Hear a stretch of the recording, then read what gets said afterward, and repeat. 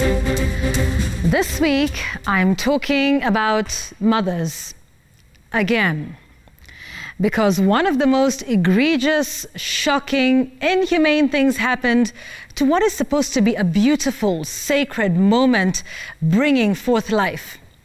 Can you imagine the indignity of a mother in her most vulnerable state, in labor, having to bring forth life out on the tarmac, by the roadside, in front of crowds, ironically outside a maternity hospital, with her husband watching helplessly, even running to a nearby hospital, when the largest maternity hospital in sub-Saharan Africa shut its doors on them? Pumwani, a public hospital that is supposed to cater to Kenyans from all walks of life. Pumwani, that is supposed to provide free services under the Linda Mama program. Well, Christine Gaki did get a free delivery out on that tarmac, though I'm not sure that is quite what we intended. Ironically, the Pumwani saga came on the back of a huge national conversation about respecting mothers, one that has now gone all the way to the courts of law. But surprise, surprise, this time there weren't any demonstrations on the streets of Nairobi. There was no huge protest, or any at all, by angry mothers anywhere in the Republic to show solidarity with this woman who was let down by her country at her greatest hour of need. I said it here before, all mothers matter. All mothers, like everyone else, should have equal opportunities in this country. We should collectively, as Kenyans and our leaders, be in the forefront to ensure that what happened to Christine Gaki never happens to anyone else.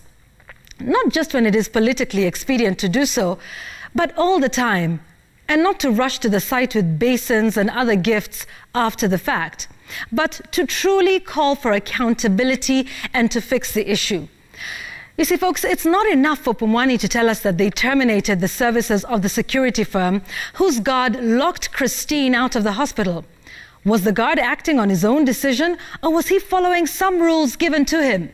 If yes, who gave him the orders? If he was acting on his own, why has he not been named and prosecuted? Why has the security firm not been surcharged?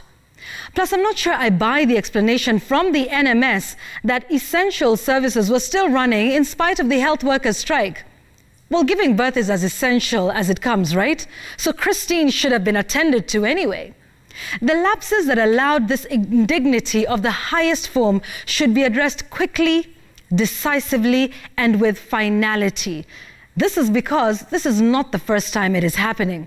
There are reports that another woman, Mary Atieno, delivered outside the hospital because she didn't have, get this, fellow Kenyans, 20 shillings as registration fees needed for admission.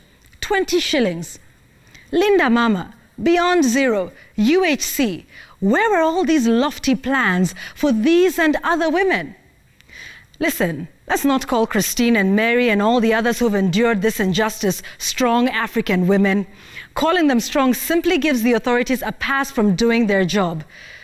It is 2020, over 55 years since independence, when we promised to rid ourselves of disease, ignorance, and poverty.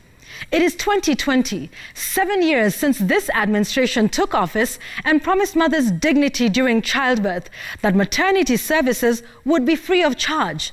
The Linda Mama program that said any woman in this country should be able to walk in and out of a hospital and give birth to her baby without paying a cent. Yet, here we are. For avoidance of doubt, let me say it again. All mothers are equal. And that is my take tonight.